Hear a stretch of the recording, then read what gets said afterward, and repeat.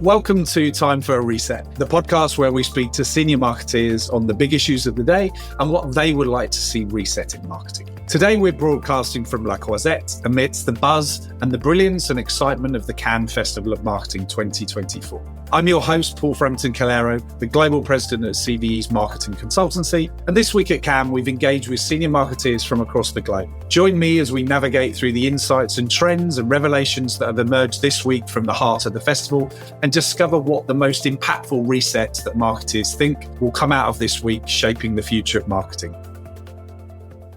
Hello and welcome back to another episode of Time for a Reset. This one's a rather special one because we are in Cannes and the sun is shining, the Olympic torch has just been by, and I'm very happy to be joined by Lars Silberbauer, who has actually been a guest before, kindly. Lars is CMO for Human Mobile Devices, HMD, which has the Nokia phone, the Barbie phone, and I'm sure he'll touch on that in a second. And Lars and I were just talking about the fact that a lot of the Nokia strategy or HMD strategy has been reconnecting with what's human about devices and allowing people to get back to what's important and have a digital detox. So I'm kind of interested in this conversation, given we're in Cannes, where there is an invasion of marketing messages and technology and AI and everything else. So good to have you here, Lars. Thank you for the invite. Good to be here.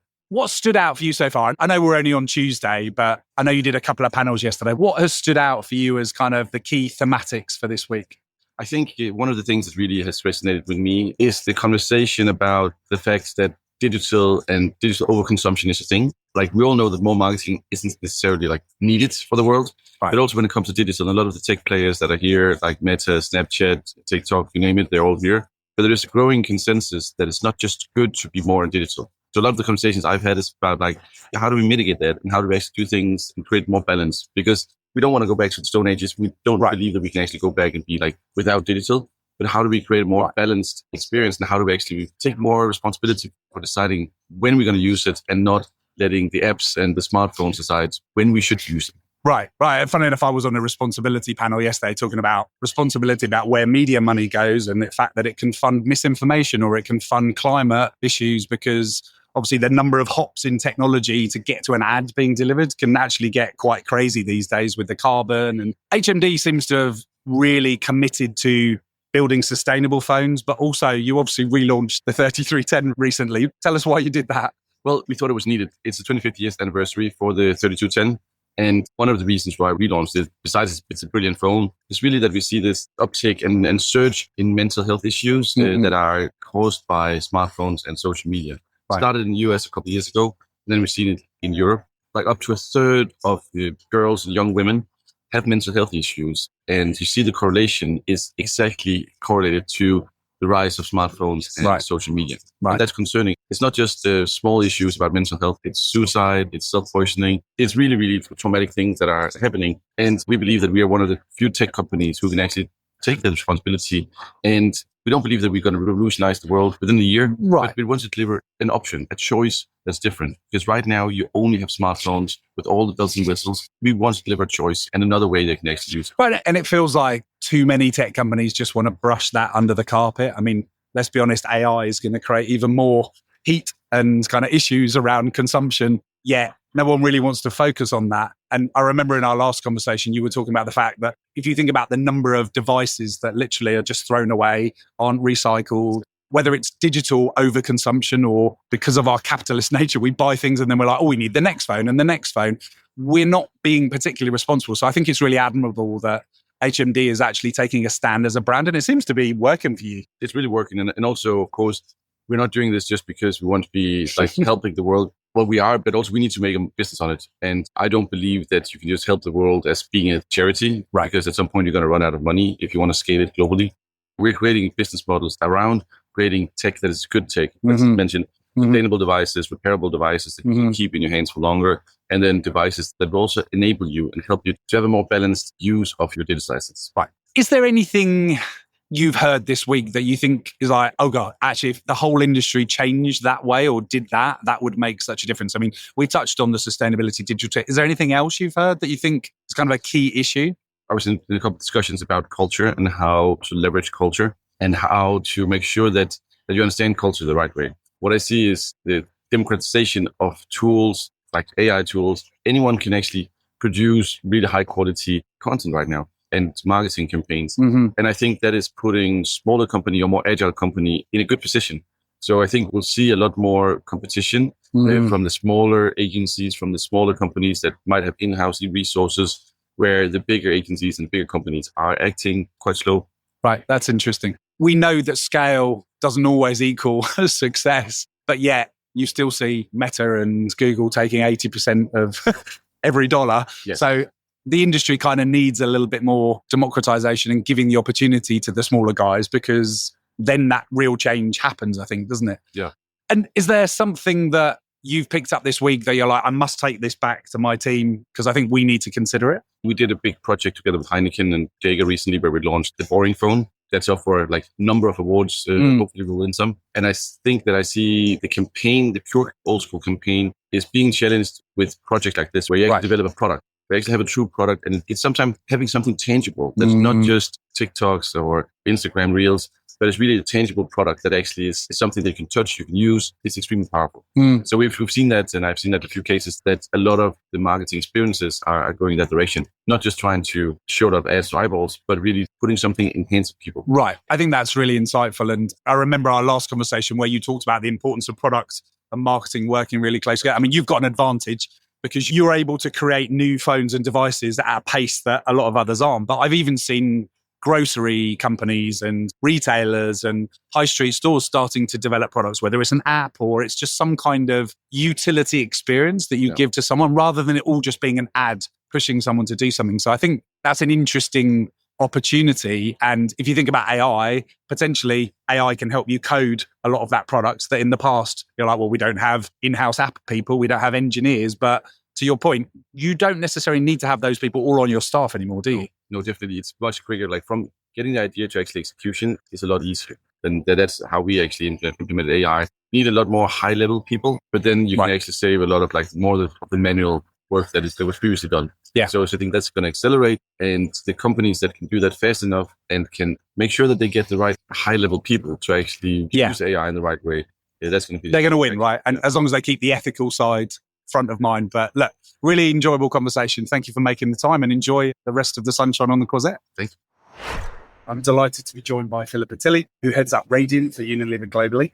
And my first question, Philippa, is what are the trends that have stood out for you in the last few days? So I think what's been really interesting about this can is that unlike others, there's actually not been a whole new hot trend or the hot topic of this year. If anything, it feels like a continuation of various things that we've been picking up over the last 1-2 years. Last year, obviously, every talk had to have AI, and that is still true this year. By the drinking game, yeah. I know. It's like, there we go. AI mentioned, let's get it off the bat. And I think there's just more intentionality behind it, though. Last year, it was the shiny new toy.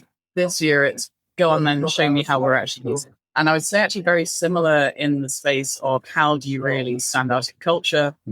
How do you get into culture as a brand? How do you get very social first? Right. All of these things are not new. No, they're not. But they are. But they're a bit more evolved than they were a year ago. They're more evolved than they were a year ago. I think a few things are less present than they have been before. I mean, it was almost a gag last year that no one was talking about the metaverse anymore. That's very true. I have not heard that word mentioned once this year. It's funny how you don't even think about these things when they're not around anymore. No, exactly. And I do think that topics like sustainability have gone down in terms of how much people are talking about them this year. Right. But I think there is, on the flip side, and maybe we'll get into this a little bit more, more focus on actually the discipline of marketing and what we are meant to be doing as marketers and what our jobs are actually should be about. Yeah. So more focus around growth, more focus around creativity that drives growth. I mean, that sounds like a wonderfully positive outcome, because that is why we all exist in these roles, isn't it? Sometimes this festival can occasionally seems a little self-serving and a little too focused on advertising because of all the people that kind of fund the beach. But I love that you've seen that. Like, how have you seen that manifest in some of the conversations? I think in a few different ways. So the kinds of work that is winning has more importance around the impact of growth than I've seen before. I'm not going to say exclusively so. Can has not turned into the efforts. Right. But there is more onus on creativity that actually translates to an impact if you want to pick up some metal here. Yeah.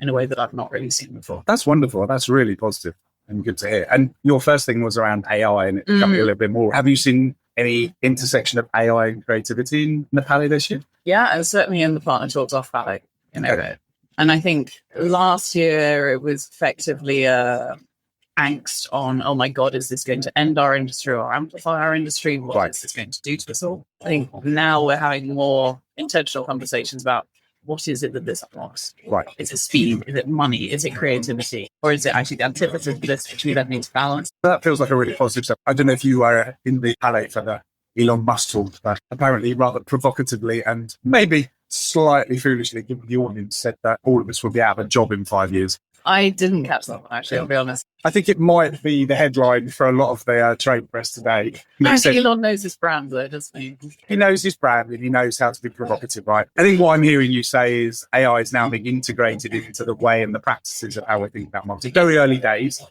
but fast forward a year, hopefully it actually becomes that true augmentation of the great things that humans do to communicate with humans. It actually becomes intelligent. Is there something that you've heard either this year or multiple years that you've always thought, yeah, okay, why is this just not happening, that you think is like a reset in the industry? So I think this is the point where I feel sometimes like we're waking up from a collective industry hallucination. That there's been just a long time when we seem to just forget what it was that we're here to do. Right. And marketing should be the growth center for businesses. Marketing should be about creating real value for people and real value for business and 100%. unlocking that in a way that is creative and brilliant and magical and cuts through all of those things. But if you're not doing it to drive the value, then it is just fluff. So yeah, to the point of reset, I think that's the point that I'm focusing on, and that's certainly the point that I'm taking home to my team. And within Unilever as a wider organization as well, I think it's creativity. Yes, absolutely. But creativity, that drives growth. With the very clear purpose of creating value Absolutely. is recognised in the boardroom. Like, I was at a room dinner on Monday night and we talked about the room of marketers, about the love language between the finance team or the CFO and the CMO, which is a really interesting conversation. I mean, the love language choice of words was kind of interesting given the nature of the conversations. But one of the things I think we alighted on is the fact that there are lots of metrics in marketing, and that's okay. But be very selective about the ones you take to the boardroom that are actually going to build credibility and be appreciated and understood. Like platform metrics or favorability and metrics like that. They're important, but really they want to see proof of growth. Yeah, because that is your job. Otherwise, you are cost. And we don't live in a world that can tolerate cost. No. Anymore. We don't. No, you're right. Needless cost. No, you're right. And I think the other interesting thing, and I haven't heard that much about this, but I think the ISBA guys and the WFA and ANA guys are now playing around with the whole kind of open source cross-media measurement, whether it's Origin here, and I forget the name, that's just launched in the US. It feels like that's really important to get right, because if we're not measuring things particularly accurately, it therefore means that we don't really know what's working. And then how can you go and convince a bunch of investors or shareholders that actually you're doing the right things? Yeah.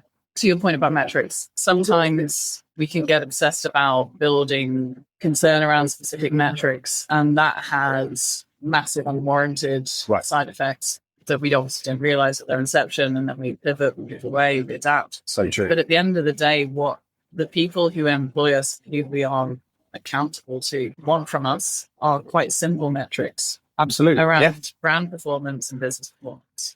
And the two things have to come together. Yes. And if you are delivering that, it is undeniable that you're doing a good job. Right. If you are not, questions are going to be asked. They are going to be asked. They are going to be asked. Yeah. No, I think it's a really good rally cry in Cannes to remind us all that, yes, there's lots of new shiny things and there are good examples of creativity. Sometimes it's a bit narrow, but really, whether it's creativity or technology, the only purpose of those things is to better connect with humans, to get them to do something different, which means that ultimately you get them to spend more or engage more, and then ultimately you win market share or category growth. And I feel like the more this conference has become about the technology partners, the more kind of Oxbow Lakes or back alleys we often go around and have conversations. None of them uninteresting. It's just making sure that the narrative that goes back up to the boardroom from even a conference like this is one of confidence in the industry Whereas often I think we're either moaning about the fact that we don't trust certain supply chains like programmatic, or we're focusing on some great new idea or innovation when actually really you want those in the C-level to look at a conference like this and think, actually, they're having the right conversations. Marketing is becoming more important, connecting with sales, and then taking a more cross-functional view of the organization and leading strategically. And then we wouldn't have the problem that marketing needs to market the value of marketing. So, yeah, I mean, arguably it should never have been easier because the distance between connecting your brand to a moment of commerce has never been shorter that's a than very it good is today. So I'm not trying to say there's no excuse. I think I would actually try and flip it a little bit and say, oh, what a great time to be in marketing. Absolutely. Look at all of the things that we have to work with. And yes, it can be overwhelming, but just if we are laser sharp on what it is we're here to do, then the question becomes not what do I need to do about AI, but how can AI help me to do this better? I think that's a lovely place to leave it. So all that remains, Philippa, is me to thank you for making the time. Thank you very much. Delighted to be here with Jerry Dakin on the beautiful Croisette. Today, the sun isn't shining quite as much as it was yesterday, but still an absolute pleasure to be here, isn't it, Slight Jerry? dash of rain even, but absolutely lovely to be here. Right. Especially Can't really in your complain. company. Yeah, I can't really complain given the weather we're used to back in Blighty. Jerry will be known to most of you. Spent a lot of time at GSK, a lot of time at Beam Suntory, always done global media roles, and I think always been someone that's kind of talked about the need for responsibility and sustainability in what we do. So really good to have him here. So the first question, Jerry, is what have you taken out of this week? Like different people seem to have different views about what's been hot. So what is it? I'll stick on brand. Yeah, I think you curate your own can, don't you? But I have been pleased to see quite a lot of conversations about responsibility in advertising, quite a lot about accessibility in advertising, some great stuff by P&G and Meta and others talking about subtitles and how you make sure your content's more accessible to others. And obviously AI has been a buzzword, but I have liked that there is a sense around that. Like we need to know how we get that right. We need to work out how we approach AI responsibly. Microsoft's had some good sessions around how you prompt AI appropriately. Yeah. And I'm just fresh out of seeing Mr. Elon Musk. Wow. Did he mention AI by any chance? He did. He's not a man I would necessarily personally admire in many ways, but he's a very interesting speaker. I guess his hot takes on AI was within 5 years from now, everyone in that room, all marketers would be out of a job. He feels AI is going to replace us all. He says he's an AI optimist who thinks that we get replaced because we get led to a world where we have abundance of goods and services and food, and our biggest challenge as society is that we don't know what to do with our time. Wow. But he was also a bit, there's like a 1 in 5 chance that the AI kills us. Did he put a number of years on that? I don't think he gave us years for that. He's an interesting person. He's very outspoken. I'm someone who's been a DEI ambassador and very passionate about that. And he's someone who's very actively pushed back on inclusion, challenged a lot of LGBT people, challenged other minorities. Well, he certainly contributed to the challenges around DE not really getting representation. So I was disappointed that he perhaps wasn't given a slight more grilling on that. There was a slight question about, does he ever regret anything he tweets? But that was more interpreted about whether he does unfunny jokes. But no, responsibility has been a good theme. So I was at a session with the International Alliance for Responsible Drinking this morning, talking about how they're pushing the big tech platforms to get better at age gating and better at some of that stuff. So yeah, in what I've curated for myself, has been a big theme of it. And is that an area that you think we really still need to reset on as a industry like that? The responsibility piece has been around for a while, but is there anything else that you feel is like a real time to just get on and do the right thing? Well, I think it's really telling this year that although responsibility and accessibility is top of, like, you struggle to find the words diversity and inclusion anywhere. So that has kind of been kicked off the agenda, partly because of US and other places' political scenes. Quite frightening, really, when you actually consider that. Yeah, it's disappointing because our industry has a long way to go, but hopefully if you try and put a positive spin in it, it's because we're embedding it in everything we do rather than just talking about it. But I'm not sure I quite believe that. No, me either. In terms of like step changes, differences, the other thing, I spent a bit of time with the ANA talking about programmatic transparency. Yeah. They issued a report a year ago, which actually was sort of a sequel to a report ISBA and the UK team had done a few years before, all of which highlight that when we put money into programmatic, a lot of it goes to places we don't quite know where. Right. Made for advertising websites, thousands of long-time websites. Misinformation, fraud and things. And so that was something for me that we've known as an industry for maybe 5+ years. We've definitely known since last year because they're basically still talking about some of the same data, though they are now launching a rolling benchmark. And for me, that's something that hasn't quite landed hard enough. Like programmatic is not evil, it's not the end of the world. You can do it well, but there's too much programmatic being done where people just irresponsibly, they don't have the right tech, they don't have the right settings, they don't take enough governance over that. And it's bad for your brand because you're buying cheap rubbish that doesn't actually deliver. And it's bad for society because you're funding misinformation and not funding quality news and things. Right. And interesting, last night I was at a dinner up in the hills with Microsoft talking about AI, and we were talking about all the things that AI could improve.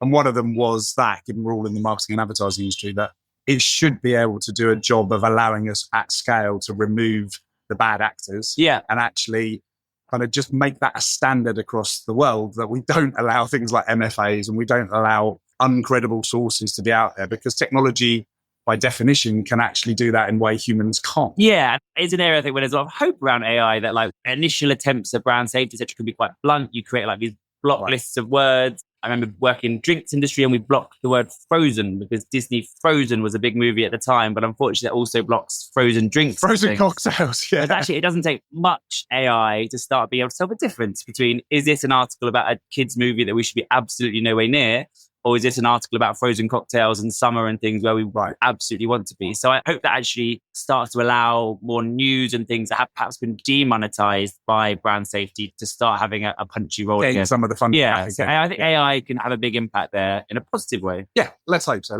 And I guess the last question is there something that you haven't already mentioned that you'll take back to the clients that you're consulting with at the moment?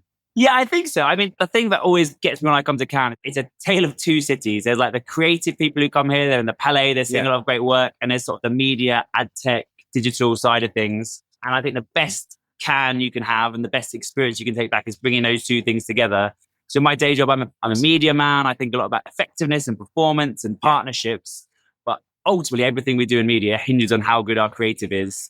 So using this as an opportunity to look at some great creative work, to understand how companies have got to that great creative work, and to challenge us that even though it's not necessarily our responsibility as a media team to come up with a creative, it's absolutely our responsibility. You can't ignore it. You can't ignore it. And it's our responsibility to work with those creative teams, to give them insights, to give them ideas of where the content's going to run.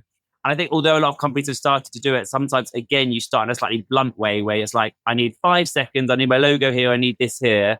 And actually, a lot of the best stuff you see here is when there's been a clear idea of the media, but actually the creative idea has also impacted it. And that's made some of the and it works in harmony. Yeah. But sometimes you do need a logo in the first few seconds, because that's all people are seeing. So, Yeah, and the old adage of right message, right place, right time. Yeah. It's kind of all of those things together, isn't it? Yeah. Quite often in a siloed industry, we have an entire ad tech industry that just focuses on one of those and doing a slither of one of those particularly well. But it's a good rally cry to go, do you always get the right people in the room to think about coalescing for the right audience, the right message at the right moment, and even deciding whether it is even the right moment to serve an ad at all? Yeah. I think is often not talked about. That's a brilliant point. I think almost you can cut the first few minutes of this and just land on that, which is the right place, right moment, right time, right person. Whatever. It's kind of the mantra of the programmatic industry, the mantra of a lot of what we do in digital. It's a great mantra. I think sometimes what we really mean is the right person, wherever they are, with whatever the hell we can reach them with. And actually, it matters where they are. It matters what you reach them with. It matters what the content is. It matters when that is. Programmatic shouldn't just be about reaching anyone wherever you possibly can. It should be really about the right place, the right context, the right creative. And that's when it works. Yeah, and I think the hope we've got to have is, as we said, AI could well improve many things in the industry. I think it will change the creative side of the industry so much. But we're still going to need humans to make sure that they do bring those things together, because programmatic technology has almost exclusively been leaned into by the media and digital kind of community, and almost never by the creative community. We need actually the possibilities, science and the art, to come together. But that's, I think, where the human orchestration conductor level has to come in. And ignoring the fact that Elon Musk told us none of us will have a job in 5 years. When Mark Reed did ask him a question, if you were a young creative coming up in the industry now, what do you do to stand out and be different? And I think his message, which is a positive one, I guess, is that the companies, the people that succeed will be the people who manage to use AI to augment them, who manage to do it, the stuff that brings extra inspiration, that lets you move faster, that lets you do the tasks you don't want to do. All of us, whether we are in our careers and how old we are, needing to learn how to prompt to use AI. Needs to lead, right? And I know we talked about yesterday that actually marketers sometimes can be guilty of not leaning into technology and outsourcing it to their agency or the performance marketing team. But I think I'm going to take from the two things Musk said, rather than 4 or 5 of us about out of a job, I'm going to take We're all the gonna one die. which is we all will be augmented by AI and be able to be more creative and more Yeah, strategic. and I think there's a lot of hope, definitely for the next while. That's the journey we're going to go on, and we're going to come back next year, and there'll be stuff that we can do better in our jobs thanks to A year in AI is going to Yeah. be a long time. Yeah. I think. Well, Jerry, look, all that remains is to me thank Thanks you for for your time. having me. Thank you so much. I'm joined by Fiona, my colleague, who runs our growth across the world, CV. And I'm going to ask Fee some of the same questions that I've asked some of the brands this week. So, Fee, what are the themes that have stood out for you so far on the Closet on Wednesday afternoon? I think what's been interesting is watching several people give real world examples of how they're using AI, Gen AI in marketing now, like actionable things they're doing right now, not things out in the future. You hear a lot of panels, there's a lot of platitudes about how Gen AI is going to change the world, but no one actually telling you about how they're using it. And you had two examples. We had Mario on stage with us yesterday at the Nectar conference at Retail Media Summit. From 7-Eleven. 7-Eleven. And he talked about specifically how they're using Gen AI to make it easier for brands to create audio assets using AI so that it's not a massive lift. It's easy for them to get into that space. And then you also had Microsoft talking about the tools that they've developed for people to be able to create assets as well in a faster way, make it quicker for the brands, make it easier for them to adopt. So, yeah, it's kind of a bit of a departure from last year where there was a lot of chat. Yeah, like almost like the drinking game of just hearing AI with no substance whatsoever. To actionable stuff, all the way through to Elon Musk saying that we're all going to be out of a job in 5 years. So not entirely sure that prediction is going to come true, but I look forward to being proved wrong. Also, not entirely sure he could have picked a slightly better statement for this audience, right? Yeah. Everybody here works in advertising and marketing. There's nothing like encouraging and inspiring people, is there? Yeah. So the other question, which is kind of linked, is there's often lots of things talked about at Cannes that don't go back to the real world or are talked about many years, year after year. Is there something that you've heard this year that you think needs resetting? Yeah, so actually the other one that was really interesting is P&G have been out in market talking about accessibility for a long time. Tahiti has been a big champion of that, of making that a reality. And there's been a lot of chat and it's taken a long time for them to get some momentum around that. So they've got the Accessibility Alliance going now, but they are also literally in market talking about how they are actually building accessibility into their plans and all of the things it takes to be able to do that, like creating the right assets, making sure that you've got the right tests running, but they're actually doing it. And there's like big, very large brands like your Diageos of the world that have leaned into that. So it's no longer talk.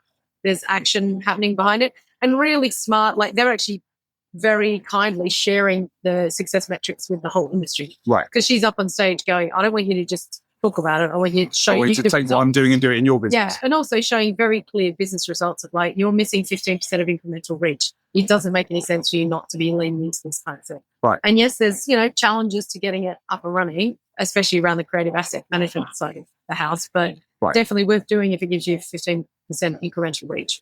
And I think that's super interesting, isn't it? Because everyone fights for like percentage points of growth. But if there's 15% of people globally that can't see your ads. Yeah, globally, not just in one country, there's everywhere. Globally. And then there's also another percentage of people that are underrepresented through Asian, Black audiences that don't get the same kind of distribution of funding that other audiences do. Then there you go. There's your growth. Yeah. There's your incremental reach. The incremental reach that you're looking for. There we go. Really interesting. Well, look, thank you, Fiona. Thanks for spending some time with us. Hopefully we'll avoid the rain. This afternoon, I am in La Croisette again, and the sun is trying to break through. It's been a bit of an iffy day here in Cannes, but delighted to be joined by Stephanie Estes, who is Chief Media Officer for Goodway Group, which is the business that CV is part of. So really happy to be here with you, Steph, because I know you've been at some really interesting sessions all week. So would love to hear what you have taken out the last few days, like what stood out for you in terms of trends. Well, I'm delighted to be here. Thank you so much for having me. I will say, I think the thing I've heard the most is about Gen AI. Right. And I'm going to actually say I've heard the most and the least about it because I think I've heard a lot of chatter about it and everyone is talking about how they're thinking about it, they're using it, but I didn't really get a good sense that everyone has really figured out how to harness it effectively. Right. Either that or they're just not sharing it. So it could be little column A, little column B, but everyone has been talking about Gen AI. Even a panel I did earlier today was asking me about Gen AI. We were talking about the deprecation of cookies. So like they're really putting it in. You can apply it to everything. Anywhere, exactly. I mean, that is a use case, I suppose. Have you heard any talk of use cases that are newer to you than the kind of... Because everyone last year was talking about copy and creative production is going to be where it's going to go. I'm not. I mean, I am hearing about how people are using AI and modeling to replace the cookie and to help fill the gaps left with addressability. But, I'm not hearing a lot of like really, wow, that's very interesting new applications of Gen AI. So still a little superficial. I think it is. Yeah. Although I did hear, I don't know if you heard this, but I heard that Musk was talking earlier, and he apparently very outlandishly claims that AI was going to put everybody at this conference out of a job in 5 years. Neat. How do you feel about that? It's like a good way to motivate the advertising industry to come back to X. I mean, I don't give a whole lot of thought to what Elon Musk says in general. I think we'll leave it there. That's a very good politician's answer. Yeah. And slightly different question. At CAM, there's lots of conversation about lots of things that don't always come back into the real world. And there's often things that really should have been done a long time ago that aren't and need to be reset. So I talk about what is one of those for you?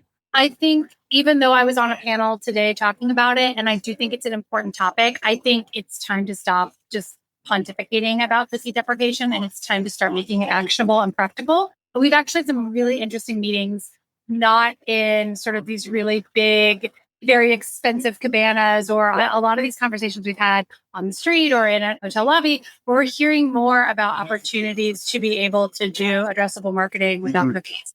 But I think that a lot of what gets talked about on the main stages still is very theoretical, very philosophical, and not a lot of practicality to that. Right. So if I were to hit the reset button, I would say hopefully that by this time next year, we are talking about, actually I'd like to change the conversation even further. Like, it shouldn't just be about cookie deprecation. It should be how do we target and measure better? And if we could just hit the reset button and start there, that would make me happy. I love that. that because the cookie bar, yes, it's like one important. piece. And the ad tech alley, as I like to call it here, are obsessed with it. But let's face it, I don't think many marketers start from that place. No. They start from how do I reach my audiences? Correct. How do I measure that my investments at different channels work? And how do they work together? Right. I think you make a really good point. And do you think the solve for cookieless is getting easier? You said you've had some interesting conversations. And can you see a line of sight to getting to a place where you can solve it more easily than a year ago? Yes, I do. I think that if you think about what we're trying to solve for, it's targeting and measurement. And I think that targeting is getting better. And I think we're starting to get more data as it relates to how well that's working. Right. Measurement is a different story. But I mentioned this earlier. We're trying to solve two problems with measurement right now. We're trying to solve how do you measure without signals from cookies? And more importantly, how do you measure against an actual business result or a business outcome? And we hadn't cracked that even when we were using cookies because cookies were never great at that. That's true. So we're trying to tackle two very big existential problems for the industry. So I think it's just taking longer. But I have a lot of hope based on some conversations I've had. So you're more confident than you were this time last year? I am more confident, yes. That's fair. And lastly, is there one nugget or insight or trend or company or something that you've seen this week that you're like, I must get back and tell my media team all about this? So there have been many. I have been pinging my team on the side of like, hey, I just talked to so-and-so and I'm going to hook them up with you later. And I feel like I've done that a lot.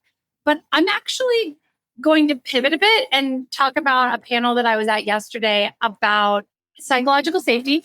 And about, I know, it's why I brought it up just for you, Paul. Psychological safety, but it was actually leading with empathy was the name of the title, which also made me think of you, of course. And then there was another one around how are we helping people be their authentic selves in the office and in the corporate world. Right. And there were a couple of nuggets that I heard that I want to bring back to my team because I think that they can help make an impact culturally tomorrow, potentially. Right. One thing I heard was you want psychological safety on your team because if you make uncomfortable conversations comfortable or if you make those normal, when things go south on your business, and it doesn't matter what business you're in, something goes south at one point or another, right? They are more likely to come to you and tell you than hide it. Like, what a light bulb, how important that is. Which leader wouldn't want that to be the case? Of course. I'm going to attribute that to Lauren Walker, who's with Intellect. She shared that. It was really great. That's nice. I love it. The other nugget that I heard was from Rachel, and I forget her last name, but she was also on the panel, and I believe I can't remember where she's at, but I put it on LinkedIn and I've tagged her. She was talking about that, like saying that you accommodate talent with disabilities is one thing, but if you aren't able to change the way that you work to provide for the meaningful needs of talent with disabilities, then you're really not helping at all. And that was a really big one for me too, because I think there's a difference between saying that you do it, but then when you hear the requests or when you hear the needs, are we actually creating an environment where someone with a special accommodation can succeed?